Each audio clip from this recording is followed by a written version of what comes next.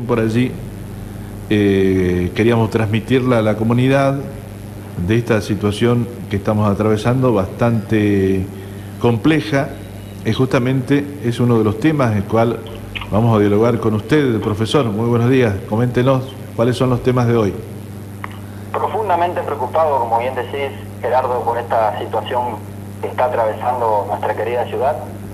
Justamente una de las temáticas que íbamos a desarrollar tiene que ver con la formación de la conciencia colectiva en nuestra ciudad ante el COVID-19.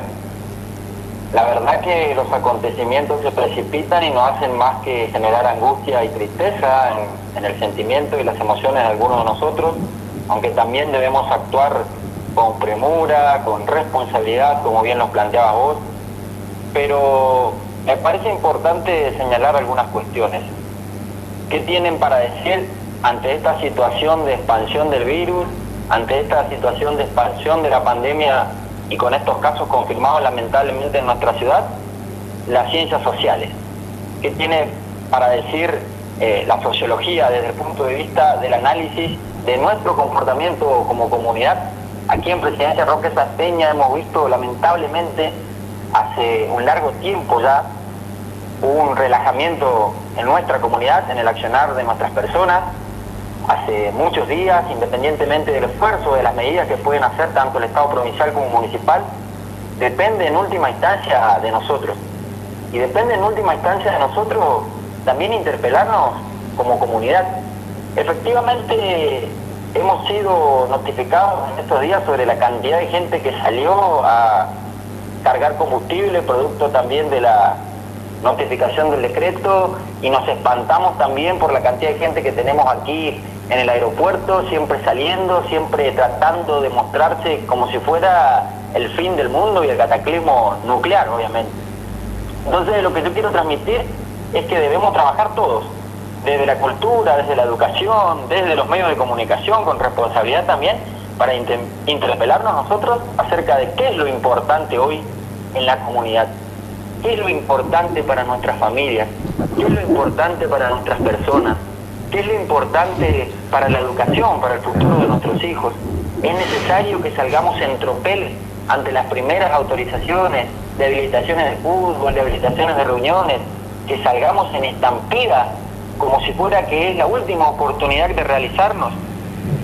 La verdad que es una reflexión que tenemos que hacer sobre qué es lo verdaderamente importante en nuestra sociedad, porque la sociología del coronavirus lo que ha hecho es mostrar la centralidad del trabajo invisible de las personas que trabajan día a día, y también las diferencias de clase y de capital, pero no solo económicas, sino también desde el punto de vista de lo educativo y de la formación social.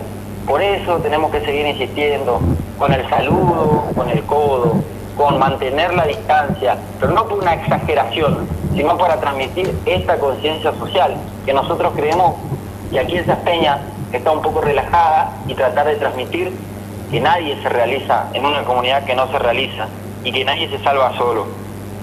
Tratar de preguntarnos a nosotros mismos qué es lo verdaderamente importante nos tiene que llevar a replantearnos cuál es el rumbo que está tomando nuestra comunidad. Esta nueva normalidad que va a venir nos lleva a convivir con este virus, y esto es algo que lo tenemos que hacer carne, que lo tenemos que hacer absolutamente realidad. Es un virus que está matando miles de personas en el mundo y que ha tenido 21 muertos en las últimas 24 horas. Entonces debemos realizar todos los esfuerzos para que la comunidad de Salteña tome la conciencia necesaria, que independientemente de los esfuerzos que pueda hacer el Estado, si nosotros no pensamos en nuestra comunidad y principalmente en nuestros abuelos y nuestros sectores más vulnerables, que son los principales atacados por el virus y por el virus de la desigualdad, que acrecienta los casos aquí donde hay condiciones vulnerables, vamos a tener un problema en aumento y en dimensiones mayúsculas, de la que después va a ser muy difícil volver atrás. Exactamente, sí, sí señor, es puntual y claro lo que está diciendo, y seguramente tenemos que hacerlo, tomarlo y hacerlo practicidad, lo que dice, tener que ser responsable de esta situación que día a día se va agravando, y si, como usted dice, no no actúa la sociedad, no se hace responsable, y si seguimos actuando de manera con liviandad, sin tomar las medidas necesarias de aislamiento, esto puede llegar a aumentar y volverse dramático. Esto también es un signo de los tiempos, querido Gerardo, para los que somos creyentes o para las personas que creemos en algo mucho más allá, para las personas que creen en un orden natural de las cosas, en cuestiones metafísicas. Esto es un presagio de los tiempos, ¿no? Algo nos está diciendo a la sociedad, a la comunidad, y la forma en la que el mundo venía hasta hoy no puede seguir en la misma dirección. Por eso es muy importante transmitir también esta cuestión del sentido de la vida. Si vamos a seguir viviendo para satisfacer cuestiones que son solamente superfluas, o vamos a buscar un nuevo estilo de vida, vamos a organizar nuestras ciudades en base al respeto al ecosistema y al medio ambiente. Tenemos el cambio climático que hoy lamentablemente está siendo dejado de lado, pero que también es el antecedente para esta total difusión de la pandemia a nivel trágico, porque recordemos que el ser humano, cuando interviene en el medio ambiente y rompe y trastorna el ecosistema, produce un desequilibrio que impacta en la transmisión de las enfermedades desde el punto de vista de la zoonosis. Y esto es lo que estamos viviendo hoy, producto de un orden social injusto. Esto también quiero que quede claro. Vivimos en una sociedad consumista y capitalista que solamente privilegia la financiarización, no privilegia un estilo de vida que ponga al hombre en el centro de la escena, al ser humano. Por eso retornar al humanismo, retornar a que nosotros pensemos también, querido Gerardo, en la cantidad de abuelos, ¿por qué no?, que han trabajado toda su vida y que hoy, ante la situación de pandemia, muchas veces ni siquiera tienen un hijo, un sobrino o un nieto, no por una cuestión de abandono, sino porque también existen personas que viven su realidad y que están solas. ¿Quién los atiende a ellos? ¿Qué tipo de cobertura emocional hacemos? ¿Pensamos en los demás cuando hablamos de protección social en nuestra comunidad? Una antropóloga muy conocida, Margaret Mead, decía en un trabajo muy conocido que el primer signo de civilización en nuestra comunidad humana había sido la constatación de la reparación de un fémur roto. Y en el reino animal, cuando surge este tipo de situaciones de romperse un hueso, no puede subsistir en ese ecosistema, y que el ser humano avanzó en un estado de civilización al reparar el hueso, al detenerse, al tratar de ayudar al inválido, al desposeído, a la persona que se encuentra en el camino. Pensemos hoy en nuestra ciudad que al mantener la actitud de todos los procedimientos necesarios para impedir este virus pernicioso, lo hacemos por nosotros, pero también lo hacemos por nuestros abuelos, por nuestros jóvenes y principalmente por nuestros niños, que son los que esperan un mundo mejor. Exactamente, muy acertado su concepto, profesor. La verdad que siempre ha sido un gusto hablar con usted. Hoy salieron tanto un político como un abogado laboralista puntualizando la situación de nuestros políticos. ¿Qué perspectiva tiene de cómo están llevando adelante justamente esta situación compleja de salud, crisis sanitaria en la provincia, tanto la provincia como la ciudad? Exactamente, miren, nosotros, Gerardo, venimos hablando hace mucho. De hecho, una de nuestras actividades desde el punto de vista intelectual tiene que ver con la formación de cuadros políticos, con tratar de elevar el nivel de conciencia política de nuestra comunidad y al mismo tiempo de nuestra dirigencia, formar cuadros políticos que estén a la altura de las circunstancias. Nosotros creemos que los que se dedican a la función pública, ya hemos mencionado hasta el hartazgo, que nosotros coincidimos con la premisa del Papa Francisco, que tiene que conocer a su pueblo, que tiene que tener olor a pueblo, que tiene que tener conocimiento, pero que también tiene que tener prédica. La conducción política no se aprende por ósmosis. Esto tiene que ver con el óleo sagrado de Samuel, que decía el general Perón, que cada uno de los líderes políticos salía con el óleo sagrado, que era justamente con el que el profeta Samuel ungía a los reyes por indicación de Dios, teniendo en cuenta el relato bíblico. O sea, pero hoy por hoy también tenemos que entender que a través de la práctica se puede llegar a una buena conducción política. De la práctica quiere decir esto que planteamos siempre, de que cuando te acostás a dormir te tiene que doler la preocupación por el otro. Yo noto una preocupación muy concreta y muy sincera de parte de ustedes en su programa. La verdad que todos los que amamos a nuestra ciudad y amamos a nuestra comunidad estamos preocupados por la exacerbación de estos casos, porque entendemos también desde la conducción política que amar a la patria, como decía un patriota, o sea, amar a nuestra comunidad no es amar a sus campos y a sus casas, sino amar a todos nuestros hermanos de nación y de comunidad. Pero también, querido Gerardo, es lógico, necesario e imprescindible rescatar que estamos observando también mucha miserabilidad en los comentarios de la dirigencia política, inutilidad de la dirigencia política y miserabilidad también de algunos dirigentes políticos que pretenden aprovechar esta situación trágica donde nuestra comunidad está sufriendo los embates de este virus, sumado al abandono que viene siendo sometida hace años, para tratar de ganar un poco de apoyo político en sus miras superfluas, y eso también le hace daño a la sociedad, ¿no? Ya hemos tenido casos a nivel mundial, en Estados Unidos y en Brasil, de dirigentes y líderes políticos que dejaron de lado las cuestiones sanitarias para seguir maximizando los ingresos y seguir pensando solamente en las elecciones. Winston Churchill decía que un estadista es aquel político que deja de pensar en la próxima elección y piensa en la próxima generación. Entonces, esto es lo que nosotros tenemos que tratar de transmitir, ¿no? Dejar de lado las cuestiones superfluas también, porque hacer política desde la antipolítica es un gran ataque a la condición humana como comunidad organizada. Exactamente. Positivo lo vemos a que tanto el intendente de Resistencia como el gobernador estén en conjunto tomando las mismas decisiones. Eso suma, me parece, algo positivo, ¿no? Sí, es absolutamente primordial. La verdad que nosotros siempre planteamos de que en cuestiones fundamentales como la salud humana, el resguardo de la salud humana, tenemos que dejar de lado cuestiones que tengan que ver con diferencias partidarias. Esto también se remonta a las ideas de nuestros próceres, ¿no? O sea, que está en nuestro ADN de la historia argentina. Es decir, cuando la patria está en peligro, en el sentido de que ahora estamos ante una situación que nadie la previó. Porque la verdad que decir que hay antecedentes de manejo es también mentirle a la ciudadanía. Esto es algo a nivel mundial colosal que rompió todos los esquemas de salud de los sistemas sanitarios más importantes del mundo. Cuando yo escucho que muchas personas nos comparan con los otros países, ¿no? Y dicen, fíjense que en Francia, fíjense que en España ya salieron de la cuarentena. Los franceses, hijos de la Revolución Francesa, están hoy, Gerardo, disfrutando de los bares, de las confiterías, pero después de 20.000 muertos. Claro. Esta es la principal conciencia que tenemos que entender. Entonces, 20.000 muertos, y hay registros estadísticos que dicen que solamente el 0,04% de la población española se infectó. El 0,04%, y tuvo más de 20.000 muertos. Entonces, bueno, la verdad que si con el 0,04% se infectó y tuvo 20.000 muertos, lo que nos espera si esto se relaja, ¿no? La verdad, muy preocupado por nuestra ciudad, porque yo sé que verdaderamente desde tu espacio y desde los que verdaderamente queremos a nuestra ciudad, sin caer en la polémica ni en la política en cuanto a las banderías, estamos muy preocupados por lo que le puede pasar a nuestra ciudad. Claro, uno compara con otros países de primer mundo y el nivel de muertos en la Argentina es bajo. Eso es lo que estoy traduciendo de lo que usted está diciendo.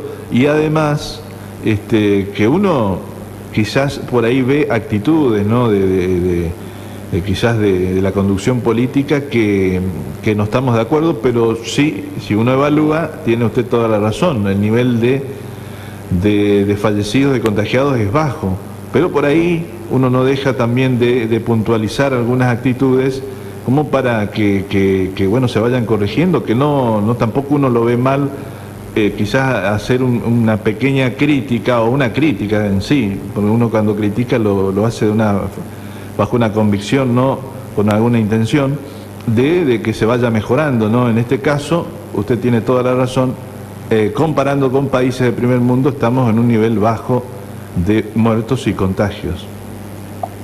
Sí, la verdad que la crítica es bienvenida. Yo sé que existe toda la libertad necesaria, porque justamente criticar es el fundamento de la democracia, ¿no? O sea, tener libertad de expresión, poder opinar, poder exigir respuestas del Estado, porque para eso hemos expresado nuestro voto, para eso también participamos, para eso también construimos.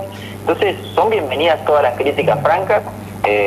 Vos sabés, querido Gerardo, que yo planteo siempre las cosas con mucha honestidad, desde el punto de vista que uno tiene su opinión humilde, creyendo que es una visión parcial y cada uno tiene su verdad relativa. Claro. Entre todos debiéramos tratar de llegar a la verdad un poco con un complemento, pero sin tratar de imponer a los demás, ¿no? Mucho más sabiendo desde el lugar que uno viene. Nosotros nos preocupamos por lo que está pasando. Y la cuestión de la comparación no se hace como mérito, porque la verdad que esto también tenemos que decir para toda la dirigencia política, ¿no? Así como también yo digo de que hay actitudes que rozan la miserabilidad política, al cuanto peor mejor, para llevar agua para su molino, también tenemos que hacer una autocrítica desde la clase gobernante, ¿no? no tratar de presentar todos estos logros que tenemos a nivel país, logros si se puede decir, ¿no? Porque en los últimos tiempos, ayer tuvimos 21 muertos en 24 horas. Claro. O sea, no es una cuestión para decir, para presentarlo como bombo y platillo. En el Chaco tenemos 1.326 contagiados y tenemos 73 muertes a nivel de todo lo que tiene que ver con el último tiempo. Entonces, esto nos tiene que interpelar. Nuestra provincia se encuentra en una situación trágica, producto de desequilibrios estructurales que hemos tenido, pero no es bueno tampoco que pongamos como un triunfo esto, ¿no? Que la dirigencia política diga, bueno, la verdad esto es un logro de determinado partido, de determinado liderazgo. No, esto es un logro de toda la sociedad.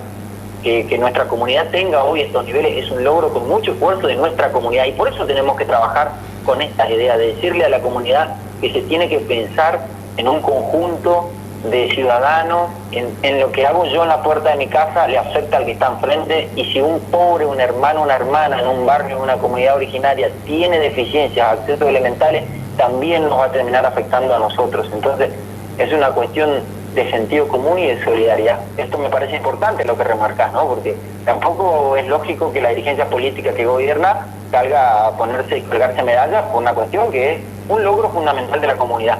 Profesor, le quería preguntar, en cuanto al decreto, usted como docente, no sé si lo leyó o no, que discúlpeme si le estoy haciendo una pregunta, quizás todavía no tuvo tiempo de leerlo. Bueno, sí, el decreto 702. Sí, porque bueno, nos acaban de informar de que la regional suspende las actividades, tal como lo hablábamos con el doctor Ferreira Negri, un destacado laboralista, que nos decía que el decreto dice que no debe haber actividad tanto administrativa y abarca todos los sectores. Sí, la verdad que se generó una incertidumbre ayer también en todo el ámbito educativo, producto de que solamente se hacía referencia a lo presencial, y entonces estábamos en un limbo de interpretación jurídica, si se quiere, producto de que nosotros en este momento estamos actuando desde lo virtual. Y esto, la verdad que es producto de esta situación de emergencia, Gerardo. La verdad que estamos actuando, lamentablemente, en los últimos tiempos un poco llevando los acontecimientos en la punta de los dedos, y todo se está reinventando, ¿no? Fíjese, el anuncio también ayer que se dio de parte del gobierno acerca de la provisión de combustible, e inmediatamente fue un caos de colas, porque se interpretó una confusión de parte de la ciudadanía. Entonces empieza este debate que tratamos, ¿no? También siempre que lo tratás vos en tu programa, o sea, la comunicación de la gestión. Aquí la gestión nuevamente comunica bien, tienen los hombres y las mujeres actos para comunicar. La verdad que el ministro de Gobierno, Juan Manuel Chapo, ayer fue claro y contundente en el mensaje, pero me parece a mí, desde mi humilde lugar, que se tiene que aunar esfuerzos la dirigencia política en general, porque un hombre no alcanza para tratar de transmitir la fortaleza de las ideas. Y ahí volvemos a la responsabilidad también. Estamos un poco todos en un fuente ovejuna, ¿no? O sea, todos tenemos que estar explicando, fíjese, en su programa como constantemente te están llamando y preguntando, Gerardo, ¿será que puedo salir? ¿Será que el permiso ahora a mí me sirve? ¿Será que puedo ir al banco porque yo no puedo entrar a la aplicación y sacar? Entonces, yo creo que es una conciencia social, ¿no? Porque nunca vamos a poder terminar de cortar la circulación comunitaria si tampoco nosotros ponemos nuestra parte. Usted sabe que aquí en Presidencia Roque Salteña los ingresos a veces se dan bajándose en la ruta e ingresando caminando, ¿no? Entonces tampoco le podemos pedir a las autoridades que vengan desde el acceso acá hasta la mitad de la cuadra y vean si no es un vecino, uno que puede comprar cigarrillos. También el ser humano en su condición íntima debería preocuparse por el otro. Esto es lo que tenemos que trabajar, me parece a mí fundamental para el futuro, ¿no? Perfecto. Profesor Luis Rolón, lo vamos a estar comunicando seguramente, porque estas cuestiones nos interesa abordar para la audiencia. Su punto de vista siempre es importante para compartirlo, porque lo analiza de su perspectiva, que seguramente lo hace con total responsabilidad. Muchas gracias por este contacto. Muchas gracias. Quería mencionar simplemente recordar que hoy también es 16 de junio y recordamos el bombardeo en Plaza de Mayo en el año 1955 por la Marina a nuestro propio pueblo. Es una experiencia única porque nunca un sector del ejército bombardeó a su propio pueblo y dejó más de 300 muertos. En la plaza... Muchas veces no se recuerda. Esto fue en Buenos Aires, en la plaza... En la Plaza de Mayo, el 16 de junio del 55, de 1955, un sector de la Marina se sublevó contra el presidente constitucional Juan Domingo Perón e intentó matarlo. Al ver que fracasó su intentona, largó cantidad de bombas sobre la Plaza de Mayo y mató más de 400 personas, ¿no? Un hecho absolutamente trágico para recordar, la primera vez en la historia que un sector del ejército bombardea a su propio pueblo. Así que esto habla de esto también, Gerardo, ¿no? De los desencuentros que tenemos como nación y que nunca más pase, que nunca más pase. Perfecto, profesor, muy amable, muchas gracias. Gracias a usted, un placer. Muy bien, el profesor Luis Rolón haciendo su análisis de la realidad, de la situación. La verdad que tocamos muchos puntos.